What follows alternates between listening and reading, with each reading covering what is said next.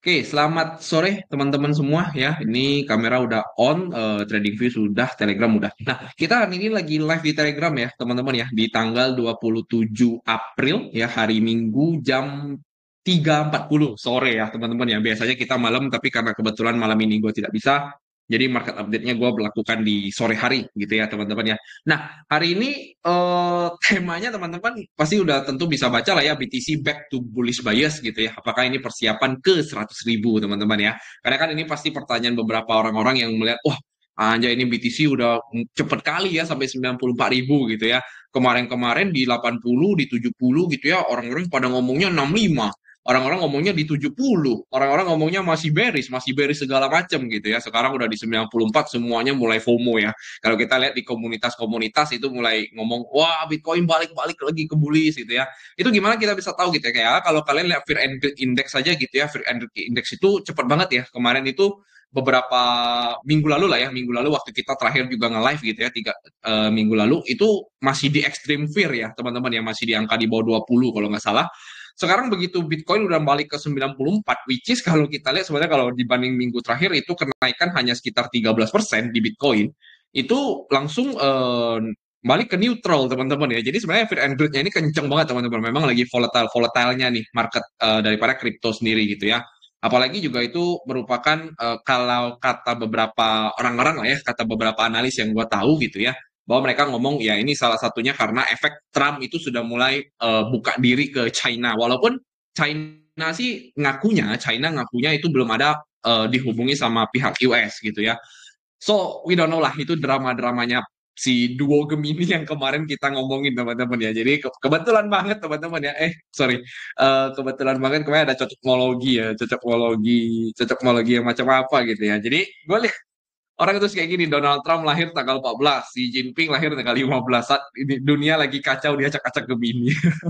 Ya kebetulan juga gue juga kaum Gemini teman-teman ya. Gue juga adalah kaum Gemini, tapi gue kaumnya di akhir Mei teman-teman ya. Ya sedikit cerita lah gitu ya, sedikit cerita. Nah, seperti itu ya teman-teman ya. Nah sekarang pun kalau kita lihat ya Bitcoin sudah balik ke 94.000, which is ya tentu itu adalah bullish bias, dan kita juga akan update daripada pergerakan yang kemarin kita sempat buat, yaitu tentang market update is it the local local bottom ya. Ini kalau teman-teman misalnya nggak tahu ya bahwa TTB itu sebenarnya sering nge-live di Telegram ya, teman-teman yang mungkin nonton dari YouTube silakan ya teman-teman bisa join di link yang ada di deskripsi untuk join Telegram ya. Nah ini buat teman-teman juga yang di Telegram yang ketinggalan gitu ya, nggak tahu nih bahwa kemarin kita ada kasih update tentang local bottom gitu kan, local bottom is in for BTC. Itu teman-teman juga bisa cek YouTube kita di @trading_tanpa_baper gitu ya, supaya teman-teman juga bisa mendapatkan notifikasi. Maka teman-teman nanti bisa bantu subscribe channel daripada channel ini teman-teman ya. Oke, sekarang kita langsung mulai kira-kira seperti apa. Jadi kalau teman-teman misalnya ingat lah ya gitu ya, ini sih gue sih yakin teman-teman lupa lah ya beberapa gitu, tapi harusnya ada beberapa yang ingat bahwa gue udah pernah ngomong bahwa local bottom is in for BTC itu ada pertandanya cukup kuat gitu waktu itu ya. Nah, petanda konfirmasi selanjutnya yang kita butuhkan adalah Bitcoin perlu close sekali aja di dalam daily chart itu di atas 89.000. Dan ternyata benar teman-teman ya, dan ternyata benar Bitcoin itu berhasil untuk close bahkan di angka 94.000 teman-teman ya dalam waktu beberapa hari terakhir. Nah, pergerakan terbesarnya itu dimulai dari hari Senin, di hari Selasa, dan sisanya itu ya cuman sideways doang teman-teman ya. Nah, sekarang kira-kira gimana nih Bitcoin tuh kira-kira selanjutnya? Apakah ini akan langsung, banyak pertanyaan, itu akan ke 100.000 gitu ya, 100.000 dulu, atau bahkan dia akan turun dulu baru lanjut ke atas lagi. Nah, kita coba lihat daripada pergerakan marketnya teman-teman ya. Nah, first of all yang kalau kita lihat di sini teman-teman ya, tentunya kemarin yang awal analisis kita ya, kalau kita akan mulai terus dari monthly teman-teman ya. Kita bisa lihat ya sebenarnya kalau monthly ini udah cukup clear ya, quiet clear bahwa kita sudah balik ke bullish market lagi, kelihatan ya daripada fair value gap yang sudah di respect dengan pergerakan bullish engulfing lah, bisa kita katakan bullish engulfing, walaupun ini belum tutup ya, belum tutup di bulan April, nanti kan tutupnya di tanggal 30 ya, tanggal 1 tapi jam 7 pagi itu kalau kita bisa close di atas 95.000, nah itu kita valid engulfing teman-teman ya, valid bullish engulfing. Nah tapi kalau yang gue lihat sih harusnya ini adalah pergerakan yang tidak harusnya kalau menurut gue ini akan kembali lagi turun ke bawah gitu ya, kembali turun ke bawah sebelum tanggal 1 teman-teman. Nah apa alasannya? Pertama-tama tentunya adalah reaksi dia setelah dia mengambil lowest liquidity-nya previous month low-nya, teman-teman ya, previous month low dia mengalami rejection. Rejectionnya itu terjadi sampai bahkan ke previous month high-nya. Nah, hal ini sebenarnya jarang terjadi, teman-teman ya. Pernah terjadi, sempat itu waktu itu di Desember ya. Nih, nah teman-teman bisa lihat itu waktu itu juga dikasih low dulu, lalu kita dikasih high, terus kita close-nya balik lagi ke bawah lagi, teman-teman ya. Balik lagi ke bawah lagi. Nah, kurang lebih itu yang gue bisa ekspektasikan untuk saat ini ya. Kurang lebih Bitcoin seperti apa kalau kita lihat daripada monthly chart-nya. Tentu kalau di weekly chart juga kita bisa melihat ya itu adalah area fair value gap gitu ya. Nah, tapi kalau kita lihat teman-teman, kalau teman-teman masih ingat gitu ya, teori daripada insight bar yang pernah gue bawakan di live sebelumnya, bahwa insight bar ini saat ini belum valid break, teman-teman. Ya, nah, kita bisa lihat ambil dari angka yang ada di sini. Nah, ini penentuannya sih nanti ya, nanti subuh atau sampai besok pagi. Ini penentuan kita adalah ini apakah kita akan close di atas daripada 95.000 atau tidak. Ya, jadi benar-benar di hari ini banget gitu. Ini penentuannya akan close di atas 95.000 atau tidak. Karena kalau misalnya dia bisa close di atas 95.000, artinya pergerakan daripada sideways inside bar ini itu bisa divalidasi dengan cukup baik. Ya, bisa divalidasi dengan cukup baik. Karena dia bisa close di atas the biggest momentum candle of bearish, teman-teman ya, the biggest momentum candle of bearish. Nah, itu secara candlestick atau secara price action yang at least gue mengerti, teman-teman ya, at least gue mengerti. Nah, tapi apapun itu, teman-teman ya, sebenarnya kalau kita lihat ini pergerakan Bitcoin itu sudah cukup bagus, apalagi kalau kita lihat daripada di daily, teman-teman ya. Di daily kita bisa melihat sebelum dia naik, dia mengambil satu likuiditas yang cukup penting, lalu dia mengalami akhirnya change of character. Ya, change of character. Nah, artinya teman-teman apa? Even dia tidak bisa close di atas 95 nantinya gitu ya, ataupun misalnya dia bisa close di atas 95, area di bawah sini, teman-teman, area dari CH-CH ke bawah sini, itu akan menjadi area yang cukup lama untuk mempertahankan market itu misalnya jika ada seller lanjutan. Ya, katakan ada seller lanjutan yang bawa dia turun gitu ya. Nah, seller itu harusnya tidak akan bisa secara cepat gitu ya. Kalau kita ngomong mungkin hitungan satu bulan itu harusnya tidak bisa lebih turun lagi di bawah 75.000. So, angka 75.000 kalau teman-teman itu berharap untuk mendapatkannya lagi gitu ya, 75.000 lah gitu ya. 80.000 bahkan juga agak sulit gitu ya, walaupun bisa kalau 80.000, tapi kalau untuk 75 itu chance-nya sangat kecil, teman-teman ya. Mungkin gue bisa ngomong di 10-20% ya untuk chance daripada dia balik ke 75. Nah, so pertanyaannya adalah ini akan ke 100 atau ke bawah lagi gitu. Nah, tentu kita belum bisa menjawabnya dengan sangat sempurna, teman-teman. Karena kenapa? Jujur kalau kita lihat, ini liquidity yang sudah diambil oleh market gitu ya. Ini mengalami satu rejection yang cukup penting daripada Bitcoin. Tetapi, teman-teman, as far as I know ya, as far as I know, gue melihat di sini itu tidak ada indikasi seller lagi, teman-teman. Apalagi kan kebetulan 2 hari terakhir ini adalah weekend, teman-teman ya. Tentunya jarang banget gitu ya, jarang banget di weekend itu ada pergerakan yang cukup besar. Jadi yang gue cukup antisipasi adalah bisa jadi memang betul, bisa jadi bahwa kita bisa lewat daripada 100.000 terlebih dahulu sebelum kita koreksi.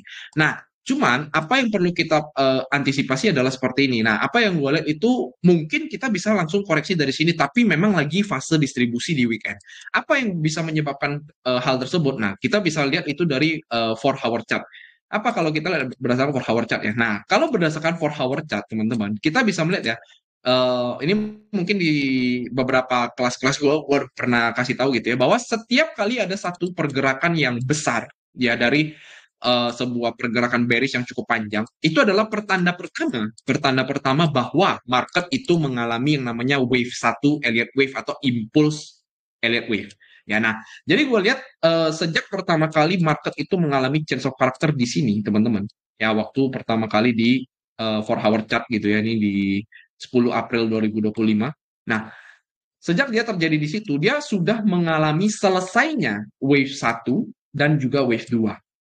Ya, nah, wave 1, wave 2 ini dilanjutkan tentunya gitu ya, dilanjutkan tentunya dengan wave 3. Ya, nah wave 3-nya inilah yang lagi bergerak dari sekarang sampai hari ini. Yang kita perlu nanti cari adalah wave 4-nya kemana dan wave 5-nya kemana. Cuma pertanyaannya sebelum kita ke 4 dan ke 5, kita lihat dulu pergerakan 1 dan 2. Ya. Nah, jadi kalau kita lihat di pergerakan 1 dan 2, teman-teman, if we take the Fibonacci internal retracement, ya, ini kan secara teoritis ya, teman-teman ya, secara teoritis, harusnya dia akan koreksi maksimum sampai ke 0,786, minimum di 0,5. Dan kalau kita lihat di sini tepat banget ya golden ratio-nya golden ratio-nya sih nggak pas banget, tapi di 0,5 sampai 0,618 itu disentuh dan langsung mengalami rally yang cukup panjang. Nah, rally ini bersifat rally yang bentuknya rally base, lalu juga rally.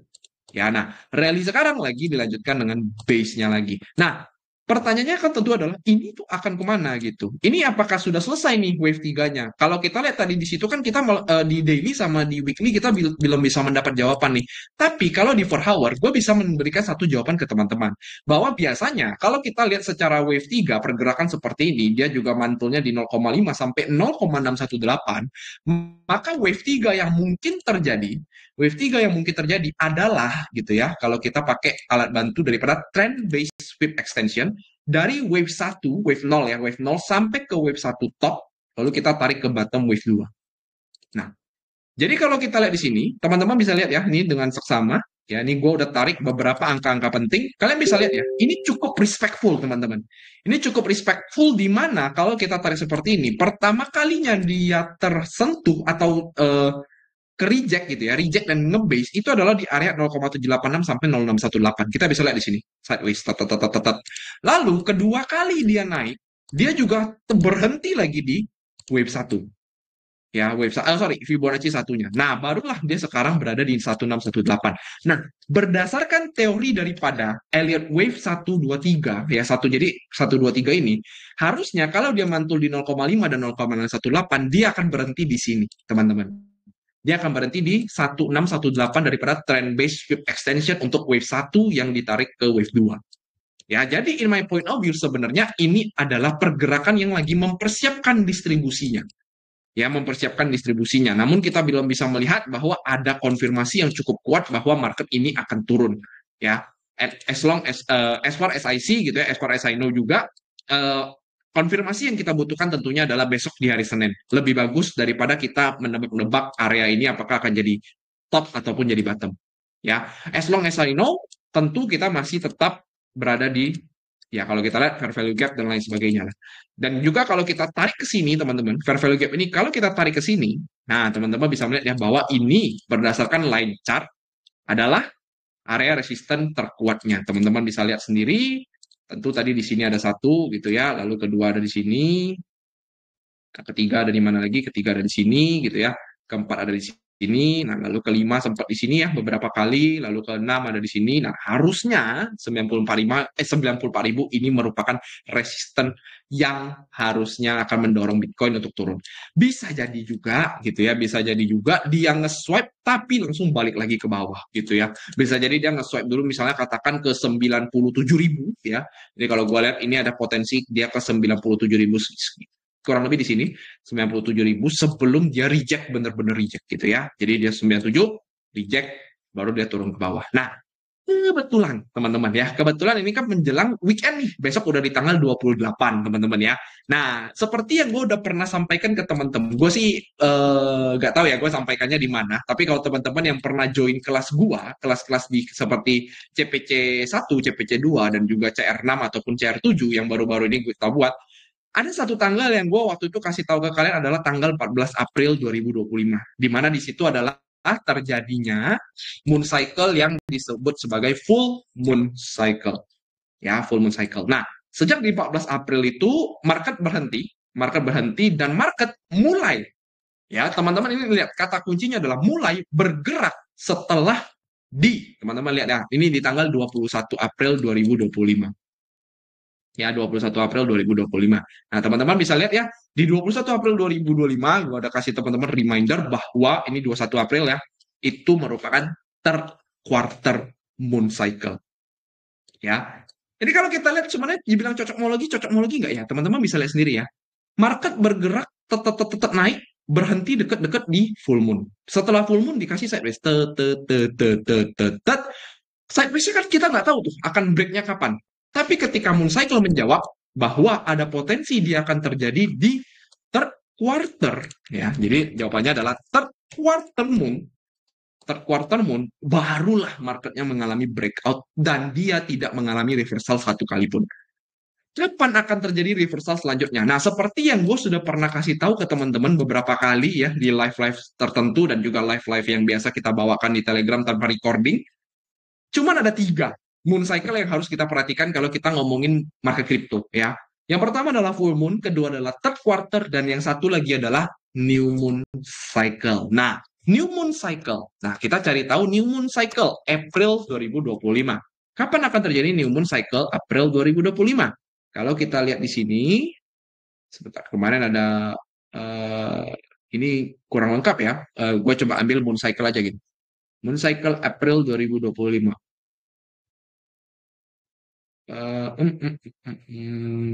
Ini tidak lengkap ini ya. Harusnya sih kita ini karena pakai Yahoo ini pencariannya ya. Kalau pencariannya tidak pakai Yahoo harusnya bisa ya. Nah, kita lihat dari sini aja deh. Nah, nih teman-teman ya. New Moon. Nih, kalau kemarin kan full last ya. Ini full tanggal 13, tanggal 14 ya. Ini tanggal 13, 14 kurang lebih di sini. Ini kalau 13 di sini pasnya. Nah, di sini 13 ya. Itu 13. Nah, ini 21 adalah, sorry, 21 adalah last. Nah, lalu di 27 adalah new moon. Ya, nah 27 di mana teman-teman? Ada di hari Minggu. Nah, biasanya dia bisa terjadi H+1, H+2 sampai H-2. Ya, nah H-2-nya kita udah bisa melihat tidak terjadi, maka H+2-nya itu maksimum adalah di hari Selasa. Harusnya market akan melakukan top market terlebih dahulu daripada new moon cycle. Nah, ini akan sangat bertepatan sebelum akhirnya terjadi koreksi. That's why inilah namanya analisis daripada yang kita sering bawakan di TTB gitu ya. Setiap kali kita mau melihat market itu kita bisa short belum? Kita udah bisa long belum? Nah, kalau gue sih harus melihat timing-timing seperti ini juga untuk kita mengambil posisi yang cukup mantap gitu ya. Agar apa? Agar kita tidak melawan trennya, teman-teman. Karena gue yakin lah, sejak Bitcoin itu di 94 ribu ya, gue bisa dengan tutup mata gitu ya. Mungkin dari 10 orang yang gue kenal, minimal 7 orang ya teman-teman ya, 7 orang yang berpikiran untuk nge-short the market gitu ya, nge-short the market, big short lagi bahkan gitu ya. Ya, hal biasa lah teman-teman ya, itu manusiawi banget ya, walaupun ya hati-hati ya teman-teman ya, seperti itu. Ya, jadi ini di 27 sampai yang, kalau gue menurut gue sih di 28 ya, karena kebetulan memang cuek it-nya ya, kalau teman-teman tahu, orang-orang Chinese itu pasti tahu, new moon itu berkaitan dengan cuek it ya. Nah, cuek it-nya itu harusnya itu baru terjadi yang namanya pergerakan yang cukup besar untuk mendorong market untuk reversal ke bawah. Ya, seperti itu daripada pergerakan yang gue bisa lihat. Dan kalau nantinya teman-teman ya, nah pertanyaannya adalah kalau koreksi nih kok gitu ya, dia gagal nih untuk langsung breakout daripada weekly inside bar yang tadi yang tadi gua kasih analisisnya di sekitaran sini, maka nantinya gimana nih kok? Nah, gue bisa melihat mungkin weekly-nya mungkin akan stop nih, akan stop di sini dulu gitu. Ibarat kata akan konsolidasi dulu ya, mencari area bottomnya, which is kita tidak tahu di mana nantinya, nanti kita lihat lah. Tapi mungkin kalau kita misalnya berdasarkan Fibonacci yang ini, mungkin maksimumnya ya, kalau menurut gua pribadi, secara teoritis saja ya, secara teoritis harusnya maksimumnya itu adalah di sekitar 87 ribu. Ya, ini kalau kita lihat berdasarkan areanya dulu. Nah, kebetulan di 4 hour chart-nya, kan tadi kita bisa melihat ya, ini kan 1 di sini, 2 di sini, 3 di atas sini, 4 baru 5. Nah, wave 4 itu tidak boleh di wave 1, teman-teman. Wave 4 itu tidak boleh menyentuh top wave 1. Jadi wave 4 itu biasanya akan ada di atas sedikit daripada wave 1. Nah, maka wave 4 ini di mana nanti kira-kira? Kalau gue lihat berdasarkan Fibonacci retracement-nya, itu cukup inline bahwa kemungkinan wave 4-nya itu bisa jadi terjadi di sekitar 87 ribuan. Ya, di 87 ribuan ini bisa jadi adalah wave 4-nya. Bahkan maksimumnya kalau menurut gua pribadi itu ada area yang tertinggal. Ada satu area tertinggal waktu itu gua ada sempat kasih tanda ke teman-teman, itu adalah di sekitar 85 ribu. Ya, jadi range-nya memang cukup besar, teman-teman ya. Range-nya cukup besar. Yang paling gua harapkan tentunya adalah 87 ribu ya, bukan 85 ribu karena terlalu jauh juga. Barulah dia wave 5 untuk mencari wave breakout, wave penyelesaian distribusinya. Wave penyelesaian ini mungkin kalau kita ngomong wave 5 bisa jadi ya, teman-teman ya, bisa jadi kita udah mencentuh area all time high lagi di sekitaran 102 ribu sampai sekian. Ya. Nah, seperti itu. Ini gambaran apa yang gue lihat daripada Bitcoin ya. Semoga cukup membantu ya teman-teman ya. So sampai di situ dulu untuk update kita hari ini gitu ya. Karena ini sisanya update-update yang berhubungan dengan request itu akan gue jawab di luar recording yang kita bawakan hari ini ya. Supaya tidak terlalu panjang videonya. Semoga teman-teman bermanfaat daripada analisis yang gue bawakan hari ini. Tentu disclaimer on teman-teman ya, sudah gue tulis terus di deskripsi, teman-teman bisa lakukan analisa ulang setiap yang gue ngomong. Bukan berarti kalau turun harus jual dulu, bukan berarti kalau turun teman-teman harus tidak membeli gitu ya. Cuman ini bisa dijadikan bahan pertimbangan teman-teman untuk mencapai keputusan 100% teman-teman untuk mau menjual ataupun mau membeli ya. Seperti itu teman-teman, terima kasih, see you on the next live. Bye bye. Jangan lupa subscribe, jangan lupa share juga ke teman-teman yang berkecimpung di kripto. Thank you.